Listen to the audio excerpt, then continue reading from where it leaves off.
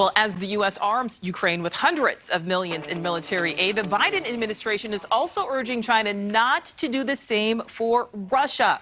It's a warning that comes as President Biden preparing for a one-on-one meeting tomorrow with China's President Xi Jinping. So let's bring in On Balance host Leland Vittert.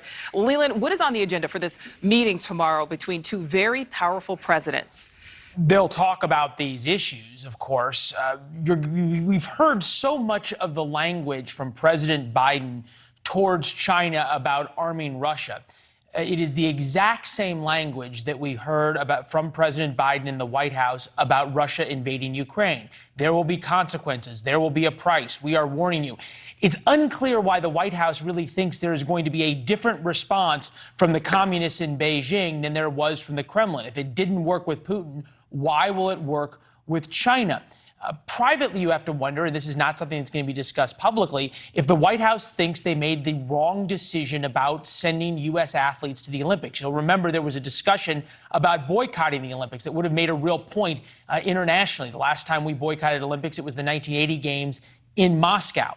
So, for the White House, would that have changed Putin and Xi's calculus? We do know from reporting from my old colleagues at Fox News that Putin held off on invading Ukraine at the request of the Chinese. There's also reporting that the United States asked China to intervene to try to get Putin to stop this invasion all along, and the Chinese essentially went and whispered to Vladimir Putin, "Aren't the Americans stupid? Here's all the intelligence they have. Wink, wink, nudge, nudge, go ahead and invade Ukraine." So we come back to this, Nichole. It's hard to understand why the White House thinks anything they say to the Chinese is going to change their mind about what they're going to do. Well, Leland, that's what I want to ask you. I mean, China is a very powerful country. They're considered an ally of Russia. I mean, is it realistic to even think that something can be accomplished? No, frankly. And is it realistic to think that the White House could say something to Xi Jinping that would change his mind? Sure. Is the Biden administration willing to take that political risk? Probably not. And for Xi Jinping, he has watched Vladimir Putin cross President Biden time and time and time again. On the program, we've played President Biden saying there will be a price to be paid by Vladimir Putin 4, 5, 6 times. It's not changed Vladimir Putin's mind. Xi Jinping has seen that.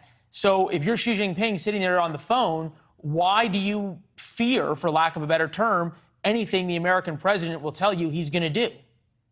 All right, we'll certainly see what happens tomorrow. Leland Vittert, thank you. And On Balance airs at 7, 6 Central. See you then. Thank you for watching. Click the red subscribe button below so you can get more of NewsNation's fact-driven, unbiased coverage.